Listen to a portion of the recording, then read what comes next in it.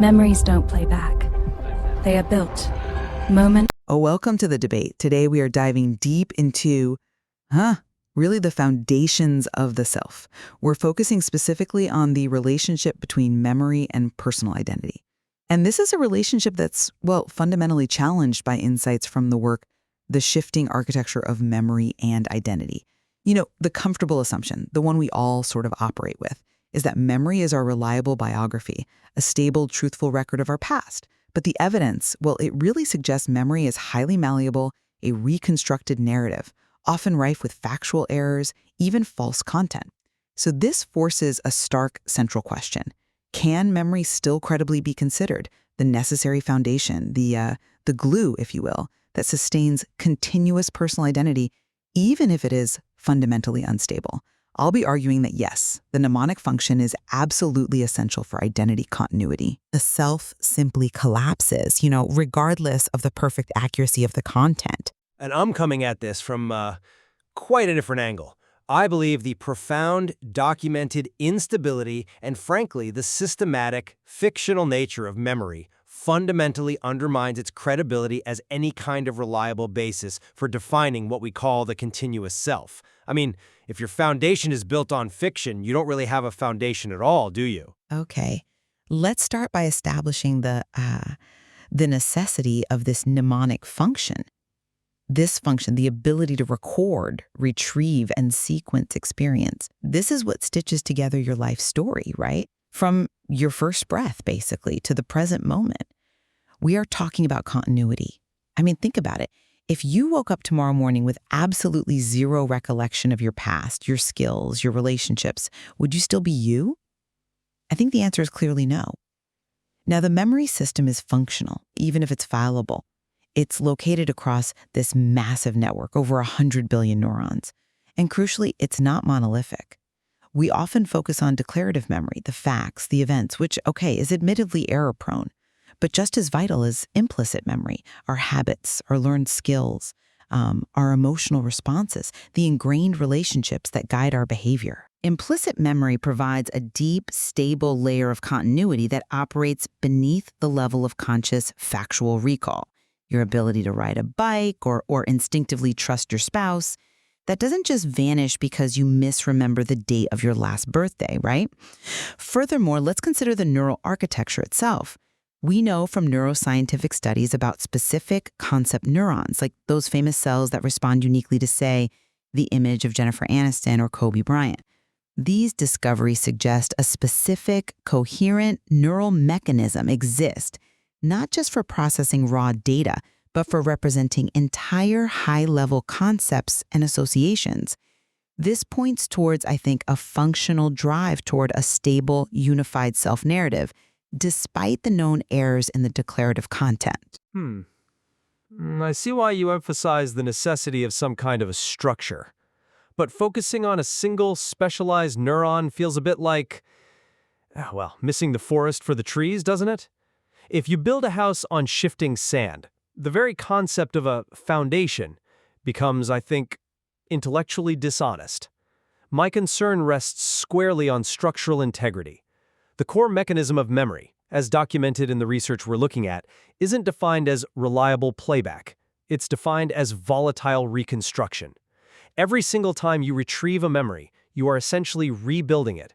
And that makes it susceptible to modification by your current emotions, the context you're in, or even subtle suggestion. It's not like pulling a dusty video reel out of a box. It's more like an active editorial process that changes the document every time you open it. And the evidence of fabrication that results from this reconstructive flaw, it's just too widespread to be dismissed as, mere imperfection. Consider psychologist Elizabeth Loftus's work. Her experiments demonstrated the stunning ease with which you can plant entirely false memories. She managed to convince a quarter of her participants, 25%, that they were lost in a mall as children, and they subsequently recalled vivid sensory details about an event that never happened. Now, this isn't just some academic curiosity. This unreliability has severe, real-world consequences. We know that memory distortion is directly responsible for 70% Of the 375-plus wrongful convictions in the U.S. since 1989 that were later exonerated by DNA evidence, how can we possibly maintain that something so structurally and systematically flawed, a system that literally sends innocent people to jail based on erroneous testimony, is the reliable, defining glue of the continuous self? That wrongful conviction statistic is, yes, it's chilling. And it absolutely highlights a critical flaw in declarative memory, especially when it's put under the intense pressure of, say, a high-stakes forensic situation. But I would argue that using systemic failure in the courtroom to define the fundamental nature of personal identity is something of a category error. We seem to be shifting between objective factual accuracy and subjective functional cohesion. You point to that staggering statistic from the source material that around 40% of people's first memories are entirely fictional. Okay, I grant you that the personal past is riddled with fabrication. But the fundamental challenge here is, I think, more philosophical. If identity rests only on objective truth, then yes, it is indeed fundamentally destabilized. Exactly. That 40% fictional first memory figure, it's so destructive because it forces us to confront that deep existential challenge. It makes the self susceptible to what philosophers sometimes call last Thursdayism. You know, the idea that the universe could have just popped into existence 5 minutes ago, complete with all our current memories and historical records perfectly manufactured. If 40% of our foundational narrative is already synthetic, how can we be sure any part of the past that we think defines us is actually real? If memory isn't a reliable witness to the past, then identity really does seem to rest on fiction. I acknowledge the pervasive fiction. I do. But the necessity of the narrative thread itself, well, that remains paramount. Identity doesn't necessarily require historical accuracy down to the last detail. It requires a compelling, continuous story. Memory is the mechanism, the only one we have really, that connects the I of the past to the I of the present. Its function is to bind, not necessarily to archive perfectly. And the fact that these memories, however flawed factually, are deeply personal, they're infused with emotional context, the memory of heartbreak, the pride of learning something new. That's what ensures the continuity of the self-narrative. The factual accuracy might be secondary to the utility of that emotional binding. And moreover, let's come back to implicit memory for a second, which I think you're largely setting aside when you focus on these, yes, spectacular errors of eyewitness testimony. Your learned skills, your habits, your emotional patterning, these persist entirely independent of factual recall errors. Your continuous identity is maintained by these unconscious layers. They provide stability, even if your declarative mind mistakenly places you at a mall you were never actually lost in. The functional structure is resilient, I believe, precisely because it has these parallel, unconscious tracks operating. I'm just not convinced by the resilience argument, because that functional cohesion you describe seems incredibly fragile. It seems easily corrupted, not just by internal reconstruction errors, but by very subtle external forces that seem almost designed to exploit that very system. You talk about the architecture, the sensory, short-term, long-term layers, as providing some intrinsic drive toward coherence. But that drive is, well, easily hijacked, it seems. The integrity of memory is constantly being compromised by external suggestion, and often the simplest external input is the most damaging. Language itself. Consider that 1974 experiment you alluded to earlier. Participants shown a video of a car crash estimated significantly higher speeds, by almost 10 miles per hour difference, when the question used the word smashed compared to when it just said contacted. A single word. An external suggestion reshapes the entire recollection. How can we possibly trust an identity built on data that can be manipulated so easily just by the phrasing of a question? But doesn't that manipulation just underscore memory's primary role, which is integration? Memory is arguably designed to integrate new information into the existing narrative framework.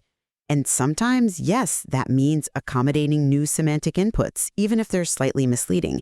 The system might be prioritizing a coherent, cohesive story of events over pure objective detail. That's arguably what keeps the self unified, making sense of the world. But that process of integration is exactly why the external corruption is so alarming. Look beyond just individual suggestive errors in experiments. Consider the social scale of false memory propagation, what people now call the Mandela Effect. We're talking about millions of people who vividly recall, say, the Monopoly man wearing a monocle, when he never did, or who firmly believed the children's books were Berenstain Bears when they were always spelled Berenstain. This is social reinforcement magnifying false memories across a massive population.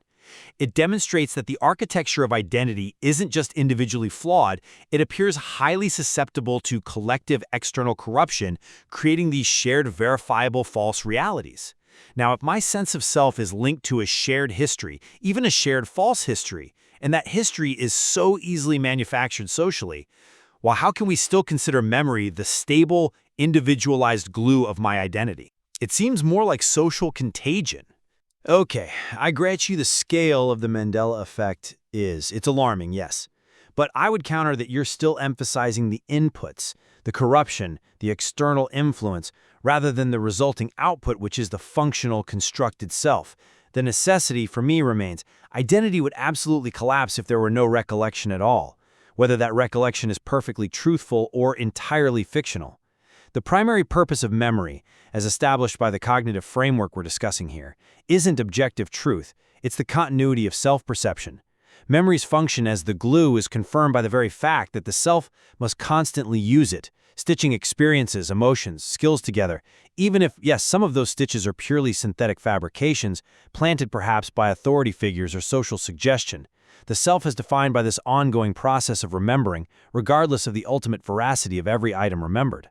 But if the self rests not on stable truth, but on these, as the source calls them, fragile, shifting reconstructions, then we absolutely must recognize that continuity is constantly being manufactured, and it often incorporates false information implanted by suggestion from outside sources, be they authority figures like therapists or police, or even just parents telling a childhood story that inadvertently turns into a fabricated first memory.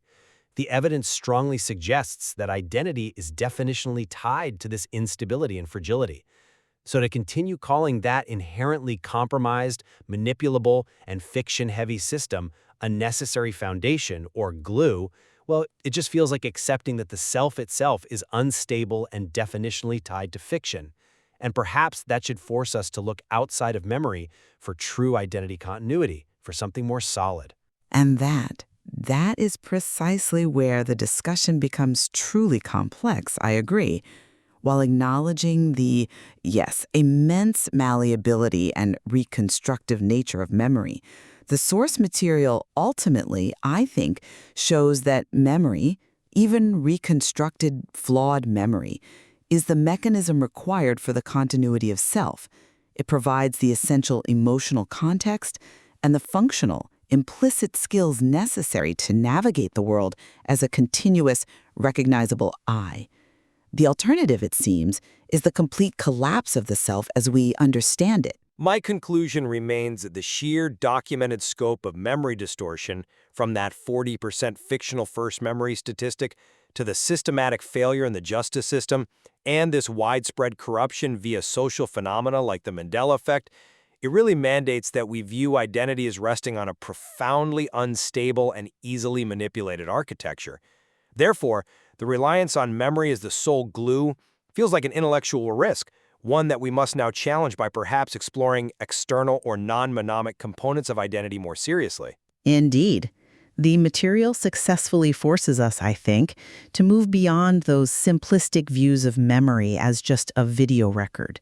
It makes us truly examine the existential challenge posed when the very foundation of identity proves to be continuously shifting sand. Exactly, and it compels us to explore further what else might be constituting the self, if not just a truthful personal history stored accurately in the brain. Thank you for joining us on The Debate.